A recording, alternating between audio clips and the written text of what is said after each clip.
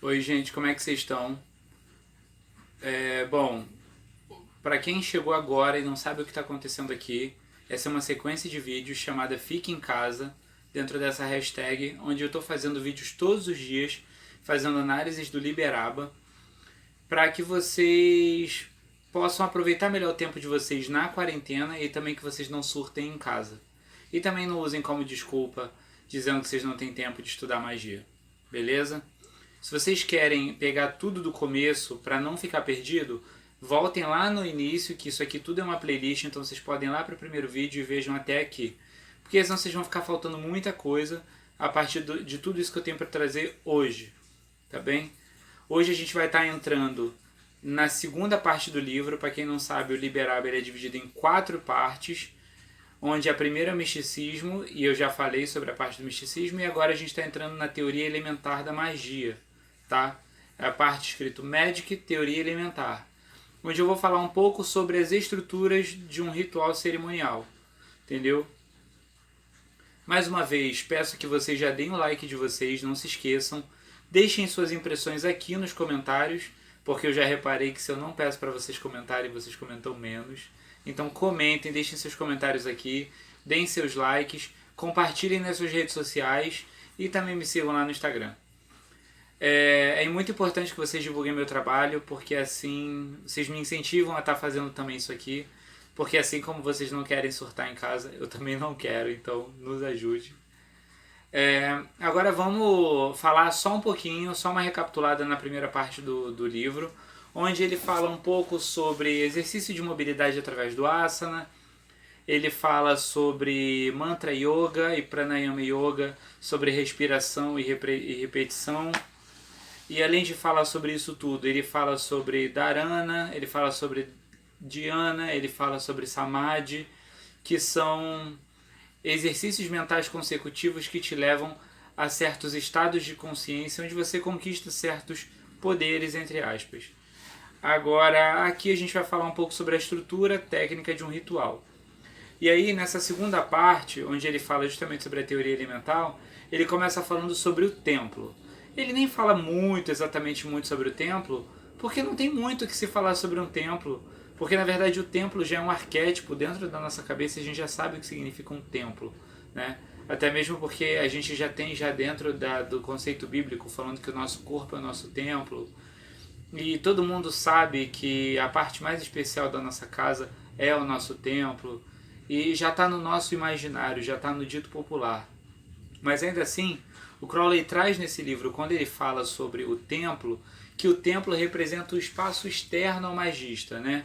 Onde no templo representa tudo que existe no mundo em que ele é manifesto, para a partir daquele momento ele ter símbolos o suficiente para que ele possa lidar na sua integralidade. Ele fala, inclusive, tem uma coisa muito interessante aqui que ele fala, que é sobre os olhos, e é muito interessante também que ele fala sobre a forma como o óleo toca a testa, a forma como a lâmpada é posta no centro do altar e tudo mais. Mas é muito interessante a gente perceber que cada um dos símbolos que está presente no templo, ele precisa te lembrar de todo o mundo que está lá fora. E quando você se recorda do mundo que está lá fora, e quando eu digo lá fora, é fora de você mesmo, você consegue encontrar símbolos onde você consegue trabalhar magicamente dentro daquele espaço controlado, símbolos que te conectam com o seu mundo exterior, sacou? Para além disso, ele vem, depois de falar do templo, ele vem falando de altar. Altar? Não, ele não fala de altar, ele fala de círculo mágico. Círculo mágico é a parte que eu mais gosto nessa parte, quando ele fala aqui do que é o círculo mágico em si, porque o círculo mágico em si, ele não serve só como proteção, mas ele na verdade é uma representação microcósmica, né? É como se ele fosse um exemplo através de um desenho técnico, né? Dentro de uma escala, e dentro dessa escala é o seu universo reduzido. E naquele momento que você está dentro do círculo mágico, você reduz o plano de manifestação onde você vai trabalhar àquele círculo, fazendo com que você, sendo grande o suficiente para andar por todo aquele círculo, você acaba sendo grande o suficiente para ocupar todos os espaços daquele universo que é representado pelo círculo. E quando isso é representado, é muito interessante, porque naquele momento você utiliza o círculo mágico como símbolo para te tornar mestre de tudo aquilo. E eu acho isso foda pra caralho. Acho isso muito importante. Então, ele fala não só disso, como ele também fala sobre a proteção mágica, assim. Porque no momento em que você traça um círculo, a linha, ela é o limite, né? E existem diversos tipos de círculo. Inclusive, a gente tem o círculo goético, que é representado por um Ouroboros, que dá uma quantidade de voltas em volta do próprio corpo. E o próprio Ouroboros em si, ele significa um ciclo. Então, quando você coloca esse ciclo à prova, né, dentro do seu ritual mágico, tornando ele a sua proteção, significa que, na verdade, você está protegido pelo ciclo natural das coisas, pelo Iawa, né? Isis, Osíris e Apófis. Quer dizer, o Iawa, que é o Isis, Apófis e Osíris, né? Ou o Trimurti hindu, né? Ou até mesmo o Pai, o Filho e o Espírito Santo, ou o Guinho, Zezinho e Luizinho. Não, mentira, esses últimos não. Mas esse é o papel do círculo mágico em si, né? E quando ele fala não só dessa parte do círculo mágico, ele vem posteriormente falando de altar. E quando ele fala de altar, ele fala de uma forma muito simples e muito direta, que na verdade você lendo, você já conseguiria traduzir tudo o que está sendo dito ali, que na verdade o altar em si, ele é o espaço de trabalho do mago. E é muito importante a gente pensar nisso, principalmente quando a gente vê, por exemplo, no Tarô de Marselha, né, a figura do mago, e a gente vê que a mesa do mago, ela tem o tom de pele da pele do mago.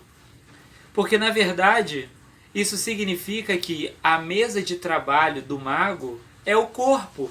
E no momento em que você vê, caralho, isso é muito foda, porque no momento em que você vê que o corpo do mago, ela é a mesa de trabalho, né, a mise en place do mago, você vê que quando as ferramentas mágicas estão dispostas sobre a mesa, na verdade essas ferramentas mágicas elas estão presentes no corpo do mago.